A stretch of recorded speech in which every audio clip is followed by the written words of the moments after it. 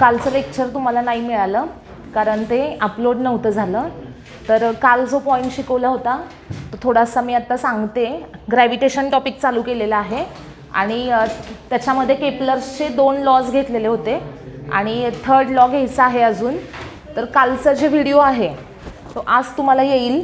Okay, तर आज तो बघायचा. त्याच्यामध्ये मी फ्रिक्शनचे एक 3-4 एक्झाम्पल घेतलेत पहिल्यांदा, तर ते एक्झाम्पल्स बघायचे आहेत आणि त्यानंतर मग ग्रॅव्हिटेशन टॉपिक चालू केलेला होता. तर ग्रॅव्हिटेशनमध्ये पहिल्यांदा केपलर्स लॉज आहेत. केपलरचे किती लॉज आहेत सांगा? 3 लॉज आहेत. Kepler's 3 laws of motion.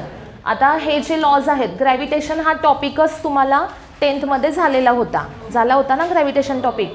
तर त्याच्यामध्ये तुम्ही केपलर्सचे लॉज स्टडी केलेले असतील. किती लॉज आहेत? 3 लॉज आहेत. त्यातला केपलर्स फर्स्ट लॉ जो आहे त्याचं स्टेटमेंट काय आहे सांगा? स्टेटमेंट काय आहे? Every planet revolves in elliptical orbit around the sun. प्रत्येक प्लॅनेट हा सनच्या भोवती कोणत्या ऑर्बिटमध्ये रिव्हॉल्व होतो? इलिप्टिकल ऑर्बिटमध्ये. आणि सन जो आहे तो त्या इलिप्टिकल ऑर्बिटच्या कोणत्या पॉईंटला असतो? फोकस पॉईंटला असतो. त्यालाच आपण काय म्हणतो? फोकाय असं म्हणतो. तर आता किती फोकस पॉईंट असतात सांगा इलिप्सला? 2 असतात ना. तर दोन्ही फोकस पॉईंटला at a time sun situated असू शकेल का? नाही. मग दोन्हीपैकी कोणत्या तरी एका फोकस पॉईंटला सन सिच्युएटेड असणार आहे आणि प्लॅनेट काय होणार? इलिप्टिकल ऑर्बिटमध्ये रिव्हॉल्व होणार आहेत. स्टेटमेंट असं असेल, every planet revolves in elliptical orbit around the sun with sun situated at one of the foci of the ellipse. हे त्याचं स्टेटमेंट आहे. त्याच्यामध्ये पुढे हे सांगितलेलं होतं, सपोज आपण ही इलिप्टिकल ऑर्बिट घेतली तर याच्यामध्ये हा जो ॲक्सिस आहे या ॲक्सिसला काय म्हटलं जातं? मेजर ॲक्सिस असं म्हटलं जातं. त्यानंतर हा जो ॲक्सिस आहे याला काय म्हटलं जातं? Minor axis. मेजर ॲक्सिस आणि मायनर ॲक्सिस असे 2 ॲक्सिस असतात. तर हा जो मेजर ॲक्सिस आहे याची लेंथ जी आहे ही किती आहे? सपोज 2a आहे आणि मायनर ॲक्सिस जो आहे त्याची लेंथ किती असेल? 2b एवढी असेल. मेजर ॲक्सिस म्हणजे मोठा ॲक्सिस, मायनर ॲक्सिस म्हणजे जो छोटा आहे तो ॲक्सिस म्हणजे काय असणार आहे? Minor axis. 2a ही जी लेंथ आहे ती कुणाची लेंथ आहे? मेजर ॲक्सिसची लेंथ आहे. आणि 2b ही लेंथ कुणाची आहे? तर मायनर ॲक्सिसची लेंथ आहे. आता हे इथून इथंपर्यंतचं डिस्टन्स 2a आहे ना, तर हे डिस्टन्स किती असणार? त्याच्या हाफ असणार. म्हणजे किती असणार आहे? a असणार आहे. त्यानंतर इकडचा डिस्टन्स किती असेल? a असेल. हे डिस्टन्स किती असेल? b. हे किती असेल? b. तर a म्हणजे काय? तर मेजर ॲक्सिसचं हाफ डिस्टन्स आहे. मग त्याला काय म्हणायचं? Semi major axis. काय म्हणायचं आहे? Semi major axis. तर सेमी मेजर ॲक्सिस म्हणजे कळाला? मेजर ॲक्सिसचं हाफ डिस्टन्स घ्यायचं, त्याला काय म्हणायचं आहे? तर सेमी मेजर ॲक्सिस असं म्हणायचं आहे. म्हणजे ह्या टोटल लेंथच्या लेंथ किती असेल? हाफ असेल. आता त्याचप्रमाणे हे 2b लेंथ आहे ना, त्यातलं सपोज मी हाफ डिस्टन्स घेतलं म्हणजे किती घेतलं? b घेतलं. तर बीला काय म्हणायचं? Semi minor axis. काय म्हणायचं आहे?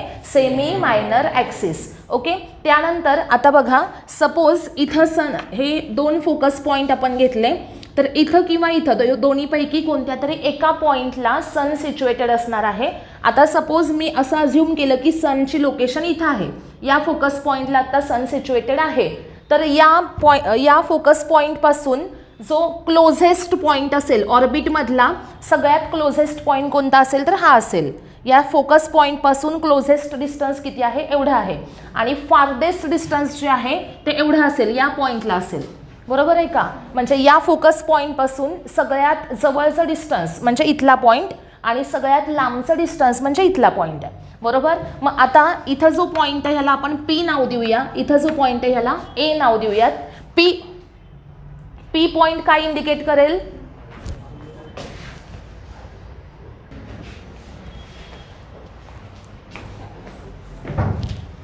बघा, जो क्लोजेस्ट पॉईंट आहे त्याला मी काय म्हटलं? इथे P नाव दिलेलं आहे. आणि जो फार्देस्ट आहे त्याला काय नाव दिलं आहे? A नाव दिलं आहे. तर P जो आहे त्याला काय म्हणायचं आहे? तर पेरिहिलियन असं म्हणायचं. आणि A फॉर ॲफिलियन. A म्हणजे काय असेल? ॲफिलियन. आता पेरिहिलियन आणि ॲफिलियन म्हणजे काय असतात? तर पेरिहिलियन म्हणजे क्लोजेस्ट पॉईंट आणि ॲफिलियन म्हणजे फार्देस्ट पॉईंट. कोणापासून? तर फोकस पॉईंटपासून. कळते सगळ्यांना? इलिप्सच्या फोकस पॉईंटपासून म्हणजे सनपासून घेतोय आपण. सन कुठे आहे? फोकस पॉईंटला आहे. तर सनपासून जे क्लोजेस्ट डिस्टन्स असेल तो जो पॉईंट असेल त्याला काय म्हणायचं? पेरिहिलियन. आणि जो फार्देस्ट पॉईंट असेल त्याला काय म्हणायचं? ॲफिलियन. जर तुम्हाला सांगितलं की एखादा प्लॅनेट आहे तो ॲफिलियनला आहे, ॲफिलियनला आहे म्हणजेच कुठे आहे? एकदम फार्देस्ट आहे. आणि त्यानंतर तुम्हाला सांगितलं तो जर पेरिहिलियनला आहे तर तो कुठे असणार? क्लोजेस्ट असणार आहे. आलं लक्षात सगळ्यांच्या? पेरिहिलियन म्हणजे काय आणि ॲफिलियन म्हणजे काय. आता हे फर्स्ट लॉमध्ये सांगितलेलं होतं सगळं. त्यानंतर सेकंड लॉचं स्टेटमेंट काय सांगा? केपलर्स सेकंड लॉ काय आहे? Line joining sun and planet sweep out equal areas in equal interval of time. Line joining sun and planet म्हणजे बघा आत्ताच्या याच्या आधीच्या पॉईंटमध्ये एक मिनिट, इथं आपण ज्यावेळेस सन घेतला त्यावेळेस हा काय पॉईंट होता? पेरिहिलियन. इकडचा कोणता होता? ॲफिलियन. सपोज मी हा पॉईंट न घेता इथला पॉईंट घेतला, इथं सन आहे हां, तर याचा पेरिहिलियन कोणता झाला? आता इकडं पॉईंट जो आहे तो काय असेल? पेरिहिलियन. आणि इकडचा कोणता असेल? ॲफिलियन. म्हणजे असं नाही की पेरिहिलियन म्हणजे इथंच असणार, असं आहे का? नाही. काय बघायचं? सनची लोकेशन कुठे बघायची? तिथनं जवळचं डिस्टन्स म्हणजे पेरिहिलियन आणि लांबचं डिस्टन्स म्हणजे ॲफिलियन. ओके. तर आता आपल्याला बघायचं आहे सेकंड लॉ. सेकंड लॉचं स्टेटमेंट काय आहे? तर इक्वल टाईममध्ये इक्वल एरियाज स्वीप आउट केले जातात. सपोज प्लॅनेट जो आहे तो या लोकेशनला आहे. कोणती लोकेशन आहे? पी ही लोकेशन. आणि त्यानंतर डेल्टा टी एवढ्या टाईम इंटरवलमध्ये सपोज तो कुठे आला असेल? पी डॅश या लोकेशनला आलेला असेल. किती टाईममध्ये? डेल्टा टी या टाईममध्ये प्लॅनेटची लोकेशन पी पासून कुठेपर्यंत गेली? पी डॅशपर्यंत चेंज झाली. तर आता इथं कोण आहे? सन आहे ना. या फोकस पॉईंटला इथं कोण सिच्युएटेड आहे? सन आहे. तर सनपासून प्लॅनेटपर्यंत आपण काय काढली? एक लाईन जॉईन केली. बरोबर? Line joining the sun and planet. काय करणार आहे ती? इक्वल टाईममध्ये इक्वल एरियाज स्वीप आउट करणार आहे. म्हणजे इथं एक लाईन ड्रॉ केली, त्यानंतर नेक्स्ट पोझिशन जी आहे प्लॅनेटची त्याला एक लाईन ड्रॉ केली आपण. तर हा जो एरिया स्वीप आउट केलेला आहे तो एरिया, आणि सपोज आपण त्याच टाईममध्ये तोच प्लॅनेट जर पी पासून इथंपर्यंत येत असेल पी डॅशपर्यंत, आणि हा टाईम इंटरवल किती असेल इकडे? Same time interval delta T. तर हा जो एरिया आहे, तर हे दोन एरिया जे असणार आहेत, इथला एरिया आणि इथला एरिया, हे दोन्ही कसे दाखवायचे? सेम. ह्याचं प्रूफ बघायचं आहे आपल्याला. म्हणजे नुसतं स्टेटमेंट सांगितलंय का? नाही, ते विथ प्रूफ सांगितलंय की कसं काय असं आहे. हां, काय सांगितलेलं आहे? तर जर एखाद्या प्लॅनेटला पी या प्लॅनेटला पी पासून पी डॅशपर्यंत जायचं आहे, ओके, तर त्याला टाईम किती लागतो? डेल्टा टी लागतो. ज्या वेळेस तो कुठे आहे? ॲफिलियनला आहे. बरोबर का? कुठे आहे? लांब आहे ना सनपासून, म्हणजे कुठे आहे? ॲफिलियनला आहे. तर आता ज्या वेळेस तो क्लोज येणार आहे सनच्या, त्यावेळेस काय होणार आहे? तर तो पी पासून पी डॅशपर्यंत येण्यासाठी सेम टाईम इंटरवलमध्ये एवढा एरिया इकडे स्वीप आउट केला जाणार आहे. आणि त्यांनी काय सांगितलं की हे दोन्ही एरियाज कसे असणार आहेत? सेम असणार आहेत. तर हे प्रूव्ह करायचं आहे आपल्याला. आता हे एस पी पी डॅश हे जर आपण कन्सिडर केलं, एस पी पी डॅश, तर हा जो शेप आहे इथं, हा कसा दिसतोय आपल्याला?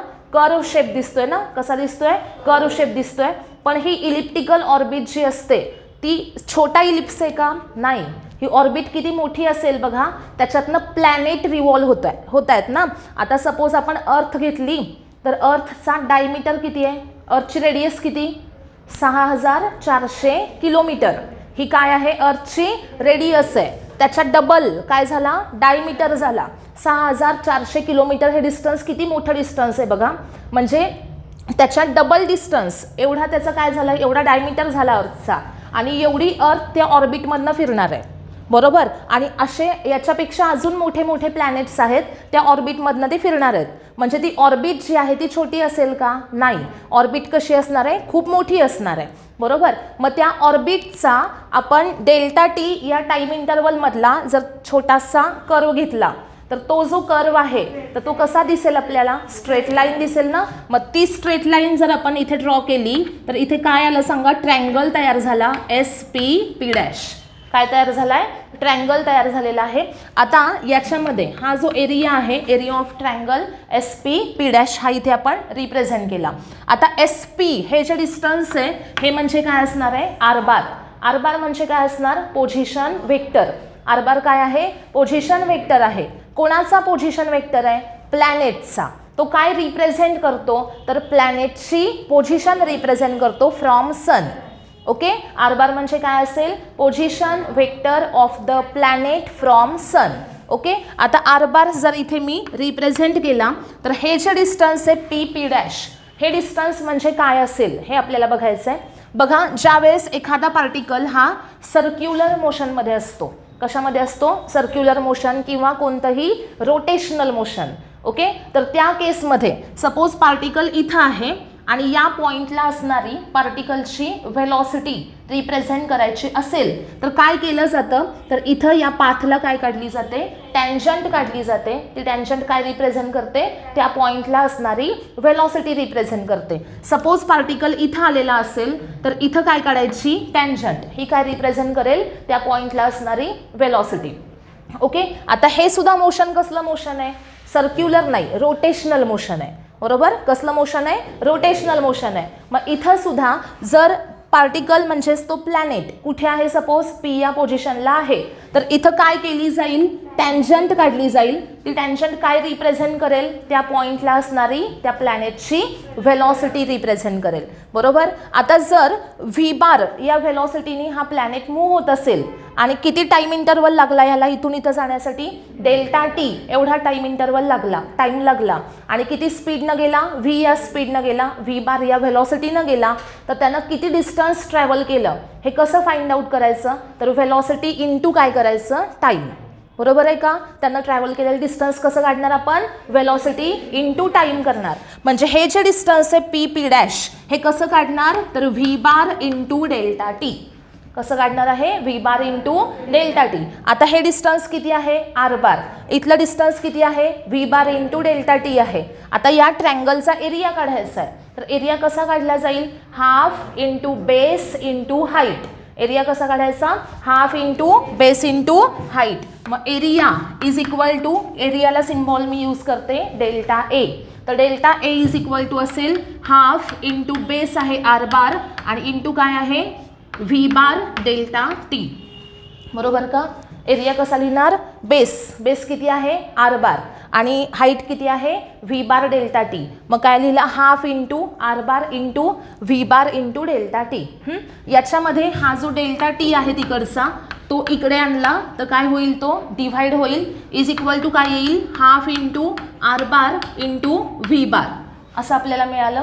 तर याच्यामध्ये हा जो V बार आहे, आता आपल्याला फॉर्म्युला माहिती आहे मोमेंटमचा formula. Momentum is equal to काय असतं? Mass into velocity. म्हणजे P bar is equal to काय असतं? M into V bar. मग therefore V bar is equal to काय असेल? P bar upon M. V bar is equal to काय असणार? P bar upon M. हा जो V बार आहे तो इथं टाकायचा. आता काय येईल मग relation? ΔA upon Δt is equal to half into R bar into P bar upon M. Relation काय मिळालं बघा? Half into R bar into काय मिळेल? P bar upon M. आता याच्यामध्ये R bar cross P bar is equal to असतं L bar. L म्हणजे असतं अँग्युलर मोमेंटम. L म्हणजे काय असतं? Angular momentum. आता अँग्युलर मोमेंटम म्हणजे काय असतं? तर ज्या वेळेस एखादी बॉडी ही रोटेशनल मोशनमध्ये असते त्यावेळेस जे मोमेंटम असेल असोसिएटेड त्याला काय म्हणायचं? Angular momentum. ज्यावेळेस एखादी बॉडी ही लिनियर मोशनमध्ये असते त्यावेळेस तिचं मोमेंटम कोणतं असतं? Linear momentum. आणि रोटेशनल मोशनमध्ये असेल तर अँग्युलर मोमेंटम. आणि अँग्युलर मोमेंटम हे आहे L बार. आणि ते कसं फाइंड आउट करायचं? तर R bar cross P bar करायचं. काय करायचं आहे? L bar equal to R bar cross P bar. R bar काय आहे? पोझिशन वेक्टर आहे. P बार म्हणजे काय? लिनियर मोमेंटम आहे. आणि या दोघांचा प्रोडक्ट घेतला की आपल्याला L बार मिळतो. आणि L म्हणजे काय असतं? Angular momentum. समजलं सगळ्यांना? आता मग या आर बार क्रॉस P बारच्या ऐवजी इथे आपण काय टाकूया? L बार टाकूया. तर फॉर्म्युला काय येईल बघा? ΔA upon Δt is equal to L bar upon 2M. काय फॉर्म्युला मिळाला, एल बार अपॉन 2m. आता याच्यामध्ये 2 आणि m या दोन व्हॅल्यू कशा आहेत, कॉन्स्टंट आहेत. 2 कॉन्स्टंट आहे आणि m म्हणजे काय, त्या प्लॅनेटचं मास आहे आणि ते पण कसं आहे, कॉन्स्टंट आहे. म्हणजे यातला 2 कॉन्स्टंट, m कॉन्स्टंट आणि एल बार हा सुद्धा कसा आहे तर कॉन्स्टंट आहे. आता एल बार म्हणजे काय सांगा, अँग्युलर मोमेंटम. त्याला मी इथे कॉन्स्टंट लिहिलंय. का कॉन्स्टंट आहे तर according to the law of conservation of angular momentum. According to the law of conservation of angular momentum हे जे आहे एल बार हा कसा असणार आहे, कॉन्स्टंट असणार आहे. आता law of conservation of angular momentum तुम्हाला झाला नाही अजून, तो कुठे आहे तर 12वीच्या फर्स्ट टॉपिकमध्ये आहे. तर law of conservation of linear momentum झाला आहे ना, पण आपल्याला काय असतं स्टेटमेंट त्याचं काय, if external force acting on the system is 0 then काय, linear momentum of the system remain constant. आहे का स्टेटमेंट असं, जर एखाद्या सिस्टीमवर ॲक्ट होणारं एक्सटर्नल फोर्स जर 0 असेल तर त्या सिस्टीमचं लिनियर मोमेंटम हे कसं राहतं, कॉन्स्टंट राहतं. आता हा जो आहे हा कोणता लॉ आहे, law of conservation of linear momentum. म्हणजे लिनियर मोमेंटम कॉन्स्टंट कधी राहणार, ज्यावेळेस एक्सटर्नल फोर्स 0 असणार. ओके, तर आता law of conservation of angular momentum काय सांगतो तर अँग्युलर मोमेंटम कॉन्स्टंट राहतं ज्या वेळेस टॉर्कची व्हॅल्यू काय असते, 0 असते. म्हणजे लिनियर मोशन हे कुणामुळे होतं, फोर्समुळे होतं. म्हणजे फोर्स अप्लाय केल्यामुळे बॉडीचं काय होतं, लिनियर मोशन होतं. मग आता जर तुम्ही टॉर्क अप्लाय केलं, टॉर्क म्हणजे काय आपण लॉज ऑफ मोशनमध्ये बघितलंय, बरोबर आहे का. टॉर्क म्हणजे काय माहिती आहे सगळ्यांना, एखादी बॉडी रोटेट करण्यासाठी तिला फोर्स नाही अप्लाय करावं लागत तर काय अप्लाय करावं लागतं, टॉर्क अप्लाय करावं लागतं. मग त्या बॉडीवर ॲक्ट होणारं टॉर्क जर 0 झालं तर कोणतं मोमेंटम कॉन्स्टंट राहणार, अँग्युलर मोमेंटम. समजलं, फोर्स 0 झालं तर लिनियर मोमेंटम कॉन्स्टंट आणि टॉर्क 0 झालं तर अँग्युलर मोमेंटम कॉन्स्टंट. आणि आता ज्या वेळेस प्लॅनेट हे रिव्हॉल्व होत आहेत कोणाच्या भोवती, अर्थच्या भोवती, त्यावेळेस प्लॅनेट्सवर कोणत्याही प्रकारचं टॉर्क ॲक्ट होत नाही, म्हणजे एक्सटर्नल टॉर्क ॲक्ट होत नाही. आणि म्हणून प्लॅनेट्सचं अँग्युलर मोमेंटम हे कसं राहतं, कॉन्स्टंट राहतं. आणि म्हणून इथे एल बारची व्हॅल्यू कशी आहे, कॉन्स्टंट आहे. 2 कॉन्स्टंट आहे, m कॉन्स्टंट आहे. याच्यावरून आपण काय सांगू शकतो तर delta A upon delta T ही व्हॅल्यू कशी असणार आहे तर कॉन्स्टंट असणार आहे. बघा, delta A upon delta T ही व्हॅल्यू कॉन्स्टंट आहे. म्हणजे area swept per unit time ही व्हॅल्यू कशी असणार आहे, constant. Area upon time value कशी आहे, कॉन्स्टंट. आता सपोज टाईम इक्वल घेतला आपण, म्हणजे याच्यावरून काय समजतं की इक्वल टाईममध्ये इक्वल एरिया स्वीप आउट केला जातो, बरोबर. जर A/T हा रेशो कॉन्स्टंट असेल तर याच्यावरून आपण काय सांगू शकतो की टाइम जर इक्वल ठेवला तर एरिया सुद्धा कसा असणार आहे, इक्वल असणार आहे. याचा अर्थ काय बघा, A1 upon T1 is equal to काय असणार आहे, A2 अपॉन T2. आणि if T1 is equal to T2 then A1 is equal to A2. समजलं ना सगळ्यांना. म्हणजे टाइम इंटरवल जर सेम असेल तर एरियाज कसे असतात, सेम असतात. हे समजलं, हे झालं त्याचं प्रूफ. ओके, हे कशाचं प्रूफ आहे, सेकंड लॉचं, केपलर सेकंड लॉचं प्रूफ आहे. तर याच्यामध्ये बघा इथं आपण काय सांगतोय की हा एरिया आणि इथला एरिया सेम आहे, बरोबर. पण जर तुम्ही डिस्टन्सचा विचार केला तर डिस्टन्स बघा किती ट्रॅव्हल केलं, इथं जास्त ट्रॅव्हल केलं आहे आणि इथं कमी ट्रॅव्हल केलं आहे डिस्टन्स, बरोबर. एरिया सेम दिसत असतील तरी पण डिस्टन्स जे आहे ते पेरिहिलियनला कसं आहे, जास्त आहे आणि ॲफिलियन पॉईंटला कसं आहे, कमी आहे. तर आता याचं रिझन काय बघा, तर ज्या वेळेस लांबचा पॉईंट असतो ना, म्हणजे आपण इथं काय म्हणतो की काय कॉन्स्टंट राहतंय, काय कॉन्स्टंट आहे, काय कॉन्स्टंट आहे इथं, एल कॉन्स्टंट आहे. म्हणजेच काय, अँग्युलर मोमेंटम कॉन्स्टंट. एल म्हणजे काय, आर इंटू पी आहे, बरोबर. आर बार म्हणजे काय, पोझिशन वेक्टर. पी म्हणजे काय, लिनियर मोमेंटम. जर एल कॉन्स्टंट असेल तर या दोघांचा प्रोडक्ट हा कसा आला, कॉन्स्टंट आला. म्हणजेच काय, जर आर आणि पी यांचा प्रोडक्ट कॉन्स्टंट असेल तर प्रपोर्शन कसं असणार, इनव्हर्स प्रपोर्शन. आर आणि पीचा प्रोडक्ट कॉन्स्टंट असेल तर या दोघांचं रिलेशन हे कसं असेल, इनव्हर्स. म्हणजे जेव्हा आर बारची व्हॅल्यू ग्रेटर असेल तेव्हा P bar small R bar small असेल तर पी बार ग्रेटर. पी म्हणजे काय? Momentum. Momentum is equal to काय असतं? Mass into velocity. मोमेंटम जर डिक्रीज झालं तर ते कुणामुळं डिक्रीज झालं? व्हेलॉसिटीमुळं. कारण मासमध्ये कधीही चेंज होत नाही, बरोबर. P equal to M V असतं, पण त्यातला एम हा ऑलवेज कॉन्स्टंट असतो. मग जर मोमेंटम वाढलं तर आपण कशामुळे वाढलं म्हणणार? व्हेलॉसिटीमुळे, बरोबर. म्हणजे आता जर आर बार इन्क्रीज झाला, पी बार काय होणार आहे? डिक्रीज होणार आहे. पी बार डिक्रीज झाला म्हणजे व्हेलॉसिटी काय झाली? डिक्रीज झाली, बरोबर. म्हणजे जास्त डिस्टन्सला स्पीड कसं आहे? कमी आहे. आणि कमी डिस्टन्सला स्पीड कसं आहे? जास्त आहे. आता इथं आता बघा, सन पासून जेवढा लांबचा पॉईंट तुम्ही घेणार आहे तेवढं डिस्टन्स जास्त आहे आणि त्याचं स्पीड जे आहे ते कसं आहे? कमी आहे. आलं लक्षात? स्पीड कमी असल्यामुळे त्यानं सेम टाईममध्ये कमी डिस्टन्स ट्रॅव्हल केलं. आलं लक्षात? पण इथं काय होणार आहे? तर हे जे आहे पोझिशन, त्याची सनपासूनची पोझिशन ही कशी आहे? क्लोज आहे. म्हणजे आर बार ही व्हॅल्यू कशी आहे? कमी आहे. आर बार जर कमी असेल तर पी बार काय असणार आहे? जास्त असणार आहे. पी बार जास्त याचा अर्थ स्पीड कसं आहे? जास्त आहे. म्हणजे जर पेरिहिलियनच्या जवळ असेल सनपासून तर काय होणार आहे? प्लॅनेट हा जास्त स्पीडनं मूव्ह होणार आहे. जर जास्त स्पीडनं गेला तर त्याच टाईममध्ये तो डिस्टन्स जास्त कव्हर करेल. आलं लक्षात सगळ्यांच्या? म्हणजेच काय तर लक्षात ठेवायचं आहे आपल्याला, सनपासून जवळ प्लॅनेट असेल तर तो स्पीडनं जाणार आणि सनपासून लांब असेल तर तो कमी स्पीडनं जाणार आहे. आलं लक्षात? त्याच्यामुळे सनपासून लांब असेल तर डिस्टन्स कमी ट्रॅव्हल केलं जाईल आणि सनपासून क्लोज असेल तर डिस्टन्स जास्त ट्रॅव्हल केलं जाईल. समजलं सगळ्यांना? याच्यामधनं काय काय लक्षात आलं का? आता इथं फक्त स्टेटमेंट लक्षात ठेवायचं नाही तर हे प्रूफ पण आपल्याला लक्षात ठेवायचं आहे. येतं लक्षात सगळ्यांच्या? आता त्यानंतर केपलर्स थर्ड लॉ इथंपर्यंत कालच्या लेक्चरमध्ये झालेलं होतं. ओके, आता केपलर्स थर्ड लॉ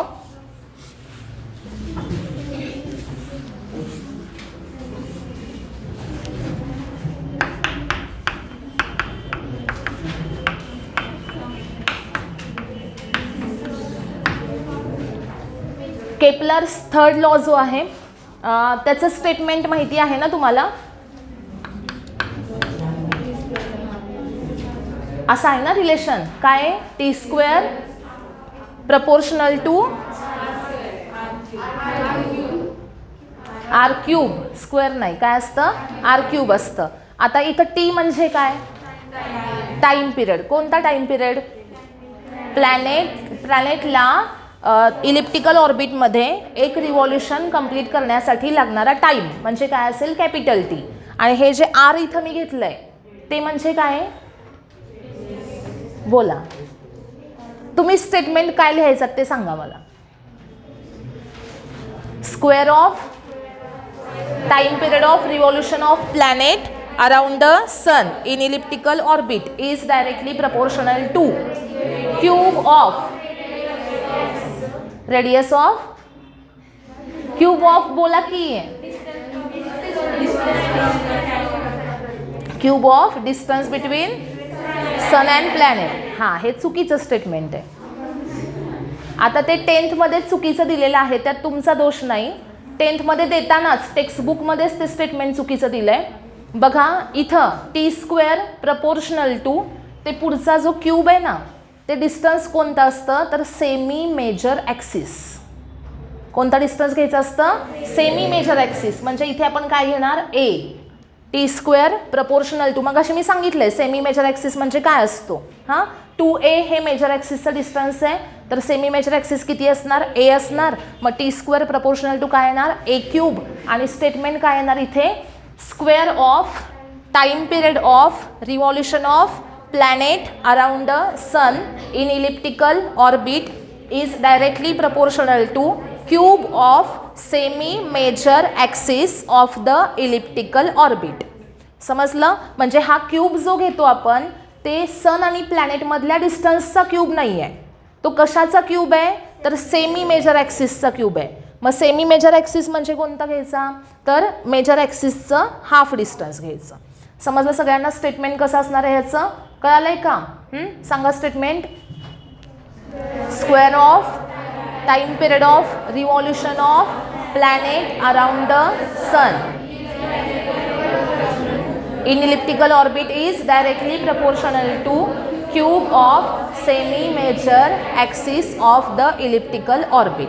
समजलं? T square directly proportional to A cube, हे केपलर्स थर्ड लॉचं स्टेटमेंट आहे. आता हे झाल्यानंतर नेक्स्ट आपल्याला घ्यायचं आहे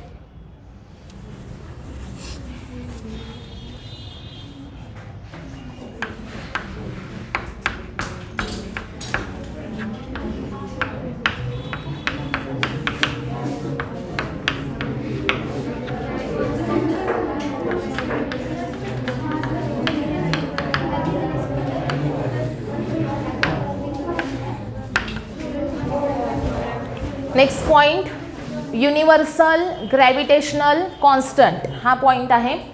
तर युनिव्हर्सल ग्रॅव्हिटेशनल कॉन्स्टंट सगळ्यांना माहिती आहे काय आहे, कोणता आहे? Capital G. त्याची व्हॅल्यू किती असते? 6.67 इंटू 10⁻⁻11. ते सगळं माहिती आपल्याला. न्यूटन मीटर स्क्वेअर पर के जी स्क्वेअर हे त्याचं SI युनिट आहे, बरोबर. तर आता हा युनिव्हर्सल ग्रॅव्हिटेशनल कॉन्स्टंट कुणी फाइंड आउट केला? न्यूटननी फाइंड आउट केला. तर तो कसा फाइंड आउट केला हे आपल्याला बघायचं आहे. हां, तो कसा फाइंड आउट केला? आपल्याला माहिती आहे तो युनिव्हर्सल कोणता लॉ आहे आपला? Newton's law of gravitation. त्याच्यातनं मिळाला, बरोबर. हे आत्तापर्यंत आपल्याला माहिती आहे. पण तो ॲक्च्युली त्यानं फाइंड आउट करण्यासाठी काय काय केलं हे बघायचं आहे. हां, तर universal gravitational constant find out करण्यासाठी न्यूटननी मूनचं अर्थच्या अराउंड जे मोशन आहे, moon revolves around the earth, याचा स्टडी केला. तर याच्यामध्ये त्यानं काय ऑब्झर्व केलं? तर मूनला अर्थभोवती एक रोटेशन कंप्लीट करण्यासाठी किती टाईम लागतो? तर T = 27.3 days. Moon revolves around the earth in circular orbit. त्याची ऑर्बिट कोणती असते? सर्क्युलर ऑर्बिट असते. आणि सर्क्युलर ऑर्बिटमध्ये फिरत असताना त्याला एक रिव्हॉल्युशन कंप्लीट करण्यासाठी टाईम किती लागतो? 27.3 डेज एवढा टाईम लागतो. तर मून आणि अर्थ यांच्यातलं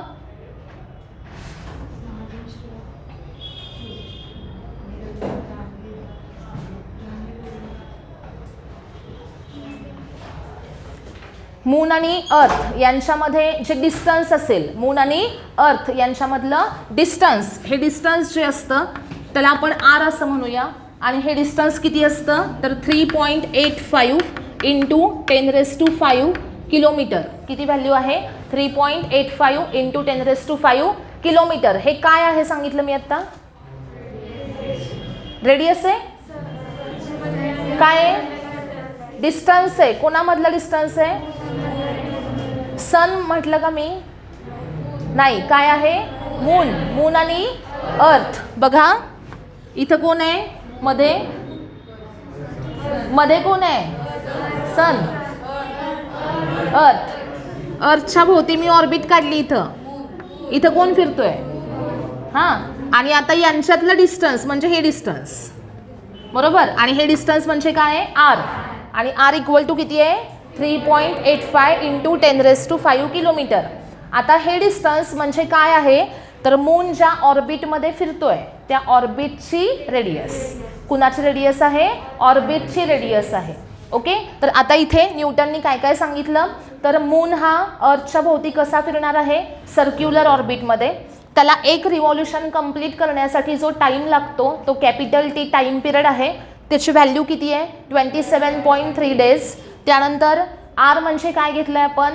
तर मून ज्या ऑर्बिटमध्ये रिव्हॉल्व होतोय त्या ऑर्बिटची रेडियस आहे. म्हणजेच मून आणि अर्थ यांच्या सेंटर्समधलं डिस्टन्स आहे.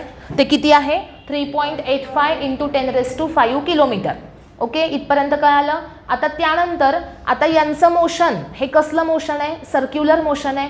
आणि मून ज्या स्पीडनं फिरतोय ते स्पीड बदलणार आहे का? नाही. थोड्या वेळाने फास्ट फिरला, परत स्लो फिरला, असं होतं का मूनचं?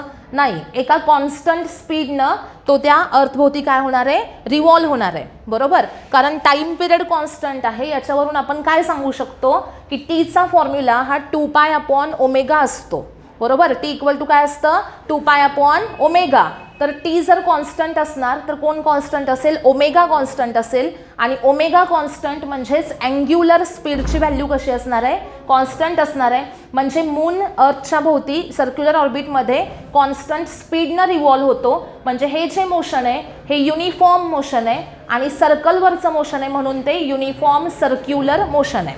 बरोबर. कसलं मोशन आहे, uniform circular motion. Because moon revolves around the earth in circular orbit with uniform speed. So the motion is uniform circular motion.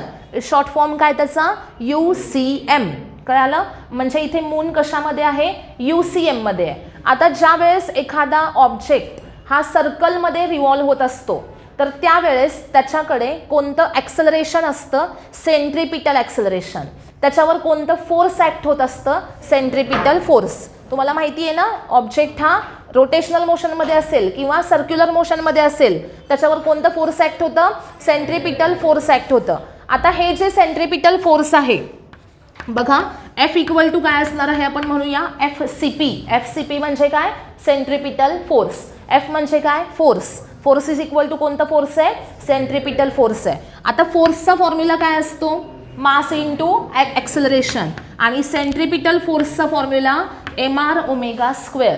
त्याचे 3 फॉर्म्युले आहेत सेंट्रिपिटल फोर्सचे, माहिती आहेत का. कोणते फॉर्म्युले आहेत, mv²/r हा एक फॉर्म्युला. दुसरा फॉर्म्युला आहे mrω². तिसरा फॉर्म्युला आहे mvω. असे 3 फॉर्म्युले आहेत. हे तिन्ही फॉर्म्युले तुम्हाला 12th मध्ये सर्क्युलर मोशनमध्ये डिटेलमध्ये कळतील. ओके. आता फक्त फॉर्म्युला लक्षात ठेवायचा काय असतो, mv²/r, mrω² आणि mvω.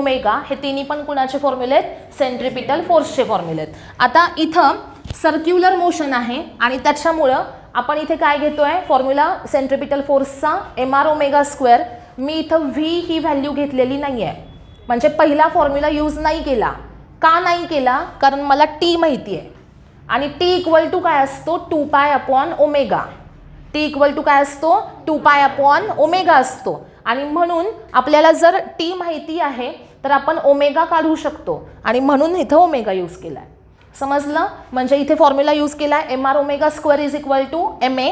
mm दोन्ही साईडला कॅन्सल. a इक्वल टू काय आला, rω². बरोबर. आता हे जे ॲक्सेलरेशन आहे ते जेव्हा ऑब्जेक्ट हा सर्क्युलर मोशनमध्ये आहे तेव्हाचं ॲक्सेलरेशन आहे. बरोबर. आणि याला काय म्हणायचं, सेंट्रिपिटल ॲक्सेलरेशन. काय म्हणायचं आहे, सेंट्रिपिटल ॲक्सेलरेशन. फॉर्म्युला काय आहे ह्याचा, rω².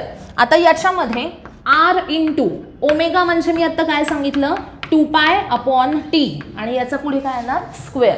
ओके. आता हा t equal to 2π/ω, omega is equal to 2π/t हा सगळा सर्क्युलर मोशनचा पार्ट आहे, तो तुम्हाला नंतर समजेल. हां. आता इथे बघा r ओमेगाच्या ऐवजी काय टाकला 2π/t टाकला, त्याचं काय येणार आहे इथं स्क्वेअर येईल. काय येईल मग r इंटू ब्रॅकेटमध्ये 4π² काय असेल t². r इंटू 4π² त्यानंतर याच्यामध्ये जर आपण व्हॅल्यूज टाकल्या तर a equal to Archi value किती आहे बघा 3.85 इंटू 10⁵ किलोमीटर आहे ना, त्याचं कन्व्हर्जन मीटरमध्ये करण्यासाठी इंटू 10⁵. त्यानंतर पुढे 4, त्यानंतर π² म्हणजे 3.14 इंटू 3.14. त्यानंतर डिव्हायडेड बाय t². टी किती आहे बघा 27.3 डेज आहेत. कशात कन्वर्ट करायचे, सेकंदमध्ये. एका दिवसाचे सेकंद किती 24 इंटू 60 इंटू 60. बरोबर. एक दिवस किती तास 24 तास. 24 किती मिनटं इंटू 60 आणि किती सेकंद इंटू 60. म्हणजे एका दिवसाचे सेकंद किती झाले 24 इंटू 60 इंटू 60. असे किती दिवस आहेत 27.3 डेज आहेत. मग त्याचे सेकंद करायचे असतील तर काय करायचं 27.3 इंटू 24 इंटू 60 आणि इंटू 60. हे कळलं सगळ्यांना. ह्या 27.3 डेजचे आपण कशामध्ये कन्वर्जन केलं इथं सेकंडमध्ये केलं आहे. आता हे सगळं कॅल्क्युलेट केलं तर ॲन्सर किती मिळतं 0.0027 मीटर पर सेकंड स्क्वेअर. ॲक्सेलरेशनचं ॲन्सर किती मिळतं 0.0027 मीटर पर सेकंड स्क्वेअर. आता हे जे ॲक्सेलरेशन आहे हे ॲक्सेलरेशन कुणाचं ॲक्सेलरेशन मिळालं रे? कुणाचं ॲक्सेलरेशन आहे? मूनचं अराउंड द अर्थ. मून हा अर्थच्या भोवती किती ॲक्सेलरेशनने रिव्हॉल्व होतो तर 0.0027 मीटर पर सेकंड स्क्वेअर या ॲक्सेलरेशननी. आता आपल्याला सपोज असं सांगितलं आहे की एखादा ऑब्जेक्ट आहे अर्थच्या सरफेसवर आहे तर त्याचं ॲक्सेलरेशन किती? एखादा ऑब्जेक्ट अर्थच्या सरफेसवर ठेवला ॲक्सेलरेशन किती? 9.8 मीटर पर सेकंड स्क्वेअर. कुठलं ॲक्सेलरेशन? एवढा काय विचार करायचा आहे? अर्थच्या कॉन्टॅक्टमध्ये असेल तर कुठलं ॲक्सेलरेशन असतं? Acceleration due to gravity. Value किती असते? 9.8 मीटर पर सेकंड स्क्वेअर. बरोबर. आता सपोज तुम्हाला सांगितलं इथं मी हा चॉक पकडला, ह्याचं ॲक्सेलरेशन इथून सोडला खाली, किती ॲक्सेलरेशन? 9.8 मीटर पर सेकंड स्क्वेअर. बरोबर. म्हणजे कोणताही ऑब्जेक्ट हा अर्थच्या जर क्लोज असेल तर त्याच्यावर कोणतं ॲक्सेलरेशन ॲक्ट होत असतं? Acceleration due to gravity. आणि त्याची व्हॅल्यू किती असते? 9.8 मीटर पर सेकंड स्क्वेअर. मग न्यूटननी काय केलं तर त्या ऑब्जेक्टचं ॲक्सेलरेशन आणि मूनचं ॲक्सेलरेशन यांचं रिलेशन घेतलं.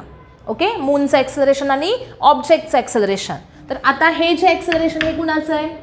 मूनचं आहे. तर acceleration of object upon acceleration of moon जर असा रेशो घेतला तर काय? ऑब्जेक्टचं ॲक्सेलरेशन किती आहे? 9.8 मीटर पर सेकंड स्क्वेअर. मूनचं ॲक्सेलरेशन किती आहे? 0.0027 मीटर पर सेकंड स्क्वेअर. आणि ह्याचं ॲन्सर काढलं तर ते ॲप्रॉक्सिमेटली 3600. किती येणार आहे?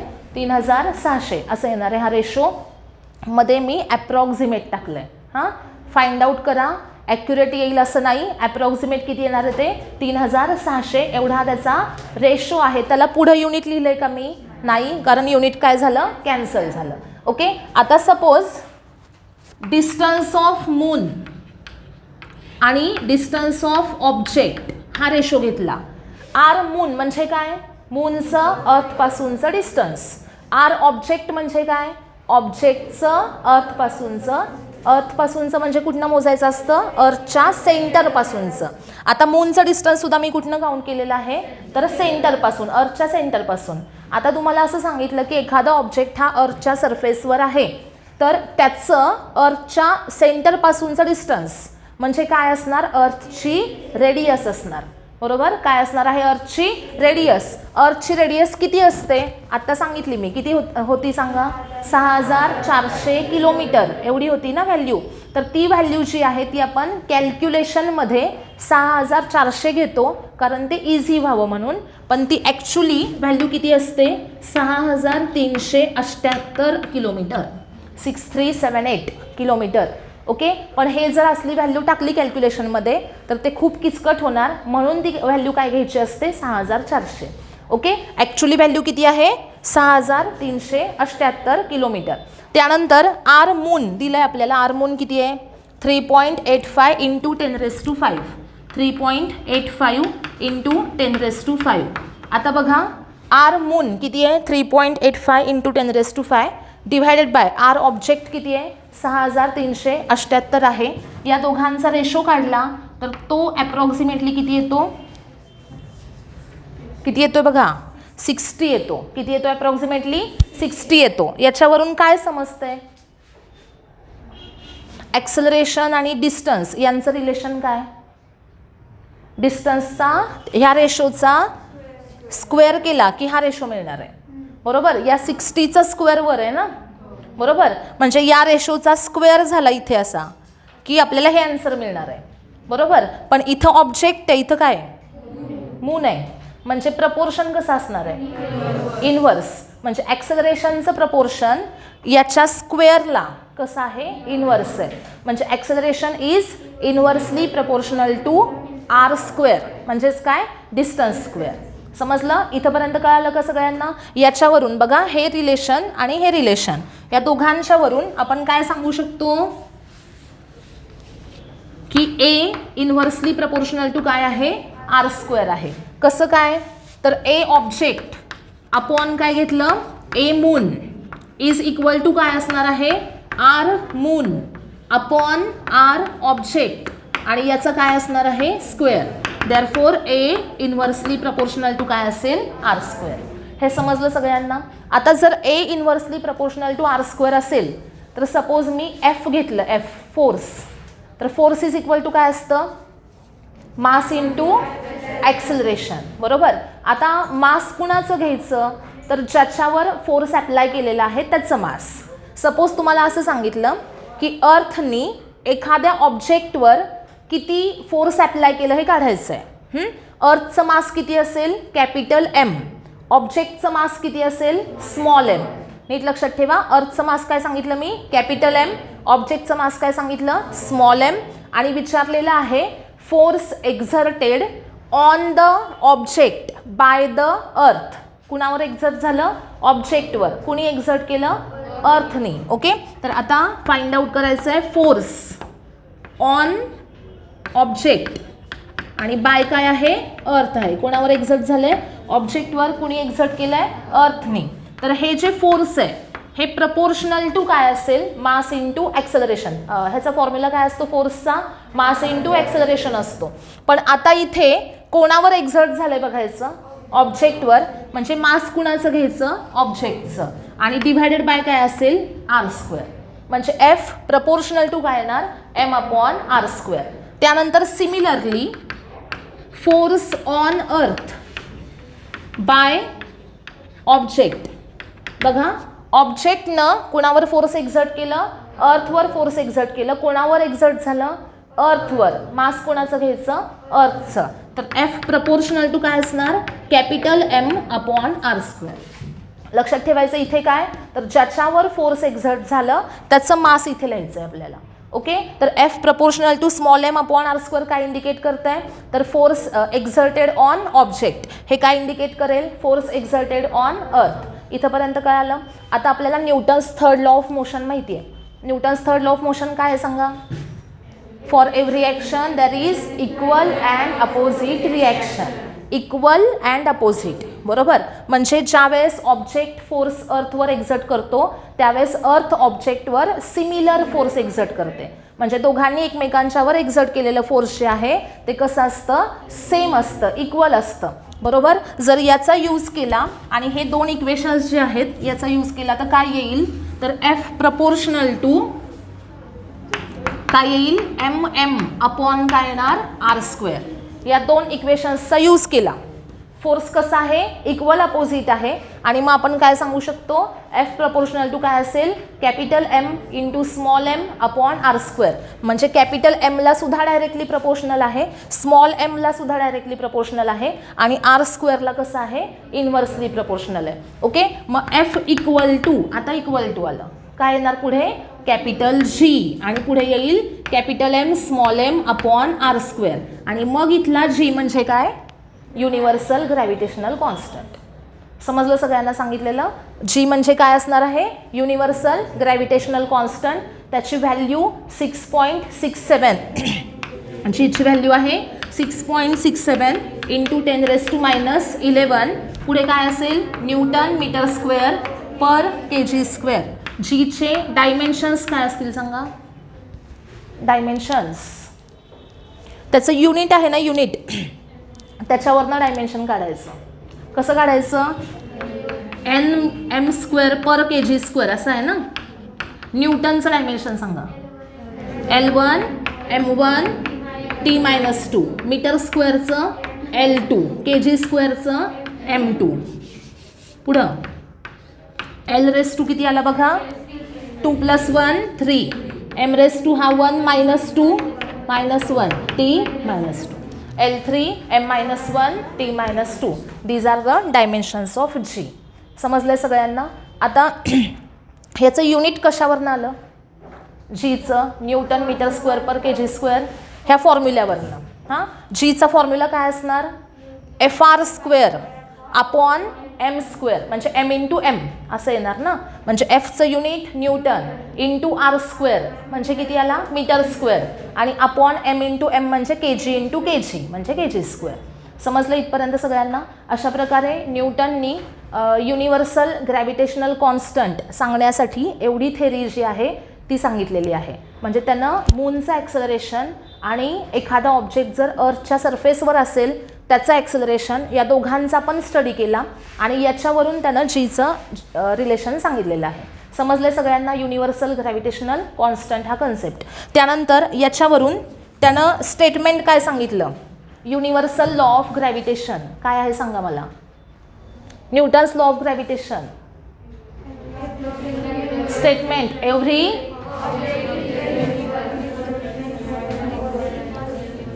हां तुमचं स्टेटमेंट सांगा चला. Every object of universe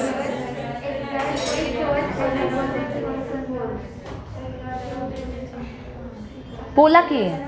every object in the universe exert equal and opposite force on each other. एवढं स्टेटमेंट आहे का.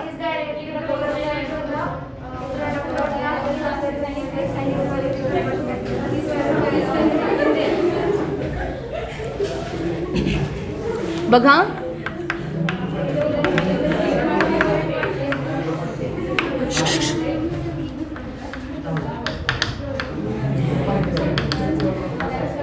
Newton's law of gravitation. आता स्टेटमेंट जे सांगते ते नीट लक्षात ठेवायचं. काय स्टेटमेंट आहे बघा.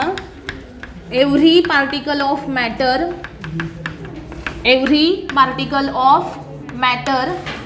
Attracts every other particle of matter with a force which is directly proportional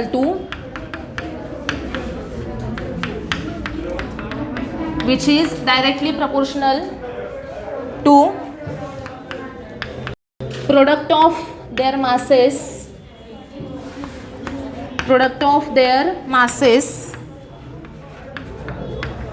and inversely proportional to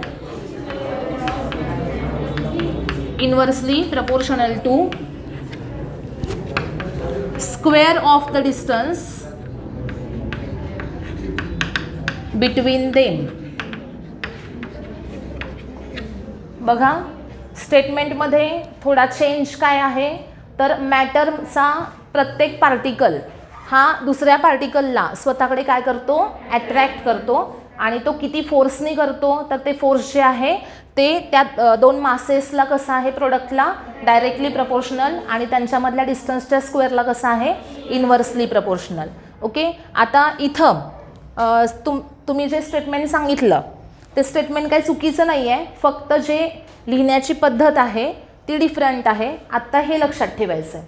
हां every particle of matter attracts every other particle of matter with a force which is directly proportional to square product of their masses and inversely proportional to square of the distance between them. लिहून झालं ना सगळ्यांचं. आता याच्यामध्ये suppose